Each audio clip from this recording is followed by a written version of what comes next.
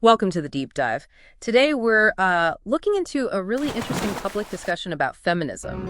What are its real-world impacts? Exactly. We've got sources exploring some pretty strong claims, about women's happiness, how society is structured. And how feminism affects everyone, not just women. Our goal here is really to help you unpack these complex ideas.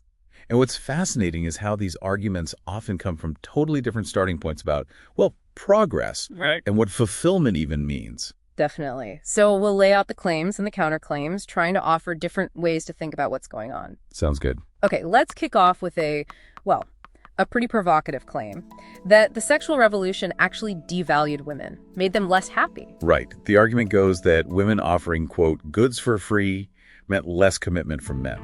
And proponents say this led to more unhappiness for women. They point to things like rising suicide rates, more medication use, binge drinking, all supposedly up since the 1950s. And also increased objectification. Things like, OnlyFans or the whole Kardashian cultural phenomenon are sometimes brought up as examples here. But there's a strong counter-argument, isn't there? Oh, absolutely. The flip side is that the sexual revolution was actually empowering.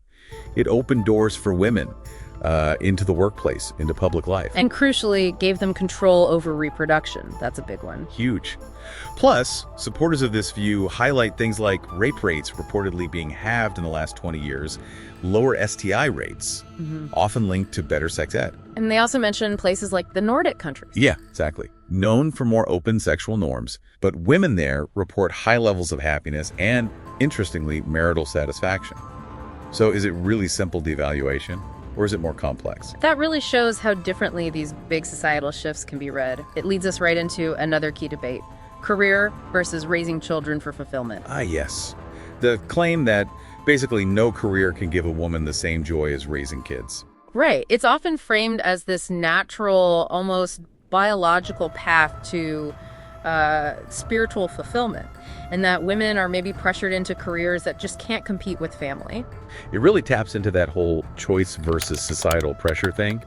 But, the data paints a different picture sometimes. Like how almost half the workforce are women. Precisely. And many are balancing both career and motherhood. Studies suggest working mothers are actually less likely to be in poverty. And that a mother's education level can predict better outcomes for her kids. Higher incomes, fewer behavioral issues, that sort of thing. That's what some research indicates, yes. And conversely, some studies suggest stay-at-home mothers might experience higher rates of depression or anxiety. And that whole idea about deathbed regrets, career over human connection, that's not just a women's issue, right? Exactly. It's presented as a universal human thing, not specific to gender. Okay, so if fulfillment isn't so clear-cut, what about power structures? This whole matriarchy versus patriarchy idea comes up. Right. The claim being we're already in a matriarchy, that women hold significant social, maybe even political sway. Citing things like the Me Too movement or how media seems responsive to women's issues. And arguing that, well, if there aren't as many women in top leadership roles, it's just down to different interests, not actual inequality. But the definition of patriarchy is pretty specific, isn't it? Male-dominated power structures. Our definition, yes. And if you look at, say, government representation, the numbers aren't matriarchal. Like the U.S. House is only about 25% female, Senate 28%. And historically, it's even starker. Only about 3.3% of Congress members ever have been women. That directly challenges the political matriarchy idea. And then there are the stats on violence, which are hard to ignore. 81% of women sexually assaulted, 98% of perpetrators male, very low conviction rates for rape. It points to vulnerability, not dominance. Plus the economic side. Women owning, 55 cents for every dollar men own? Lack of paid maternity leave in many places? Restrictions on abortion rights? It all paints a picture of ongoing power imbalances, depending on how you measure power, of course. It certainly makes you think about what power really means. Okay, final point. And this one's a bit of a twist.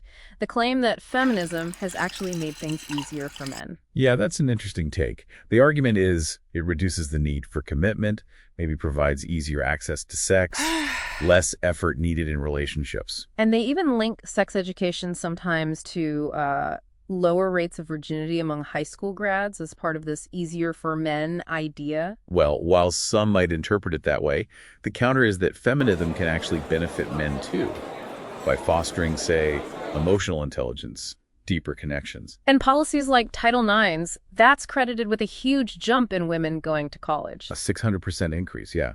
which arguably benefit everyone by expanding the talent pool. And while, the harms of pornography are a valid concern for many. The broader feminist goal is generally framed as equality, right? Which includes things like men's mental health, healthier relationships for all.